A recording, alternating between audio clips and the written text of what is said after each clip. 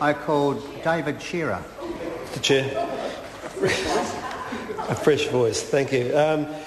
I'd just like to start by once again stating what Part 3 is all about, and I take into account what the previous speaker was just talking about, which is that this bill is about enabling the greatest piece of sporting history that New Zealand's perhaps was sporting event that New Zealand's put on before.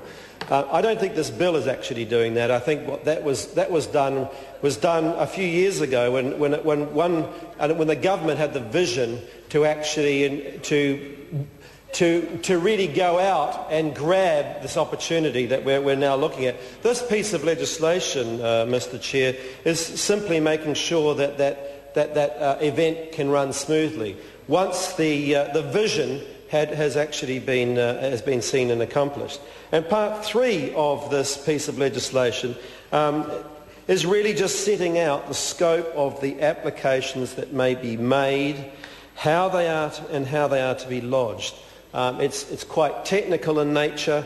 It is, in many ways, it sets out the process, as my colleague said, of this truncated or, if you like, shortened or abbreviated or made less process, reduced, made less process than what we would otherwise have if we went shrunken, minimalised. I mean, truncated in many ways could be seen in a whole lot of different ways. In fact, that member himself could be seen as somewhat truncated, shortened or made smaller as a result of his recent operation, and I've got to say he looks much better for it.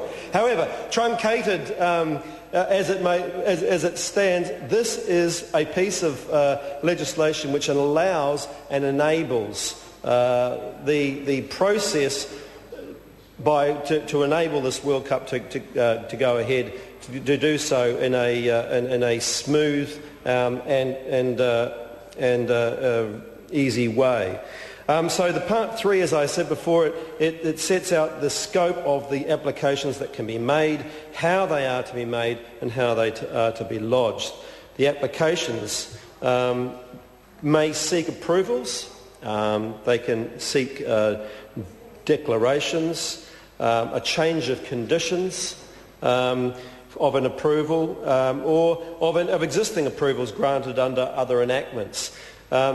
The key thing about it is that we're following a process if we have to do this, and I think, as Dave Clendon said yesterday, I mean, we're actually quite good at putting on events like this, and I do think seeing a lot of the preparations, particularly in the transport area, which is mentioned specifically in this part, that we've actually done a very, very good job in preparing ourselves. So I actually don't think that perhaps this legislation is in fact going to be needed. Nevertheless, Part 3 goes into a great deal of detail, enabling, if we do need to use it, it at least enables us to be able for that to be carried out with the least possible problems. What it does say, there's provision in this Part 3, Mr. Speaker, there's provision for applications relating to events that are to test whether a proposed activity, for example, traffic management, is likely to be adequate for the purpose in relation to the World Cup 2011. This has in fact happened in my electorate, which encompasses, as I said yesterday, the Eden Park venue.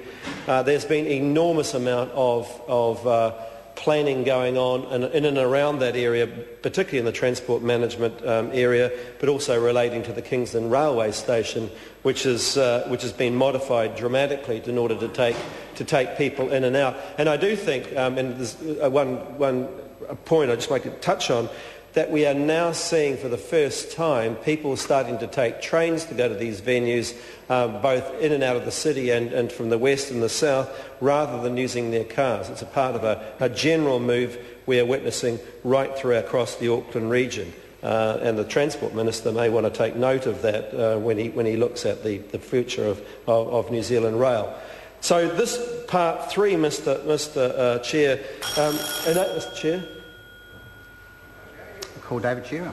Mr. Chair, this part 3 enables the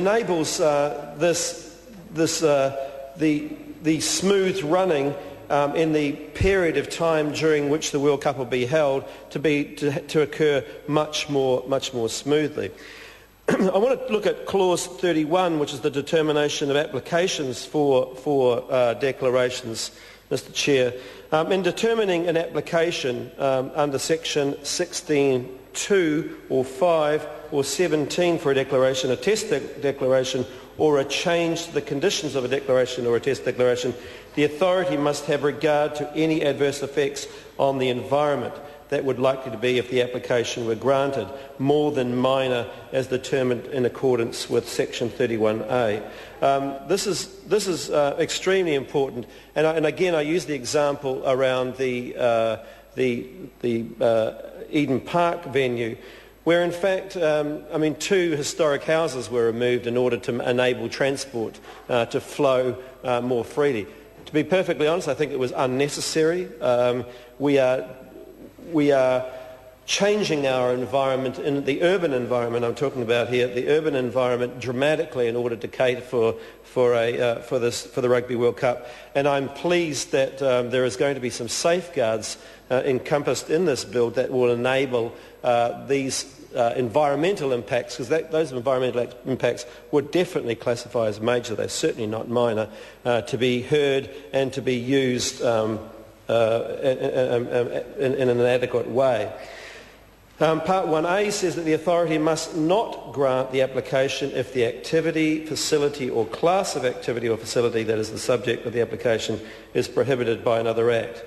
Once again, I think that provides the safeguards, and it goes back to the part 2 that we just discussed about the makeup of the authority that is going to be hearing these applications under this part of the Act. The authority, which I believe has been set up in a way that has the utmost respect for the process, the law, and putting a senior judge of 7 years standing in the chair of that authority, and being able to hear in this part 3 the ability to hear these applications.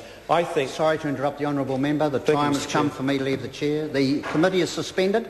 I shall resume the chair at 7:30.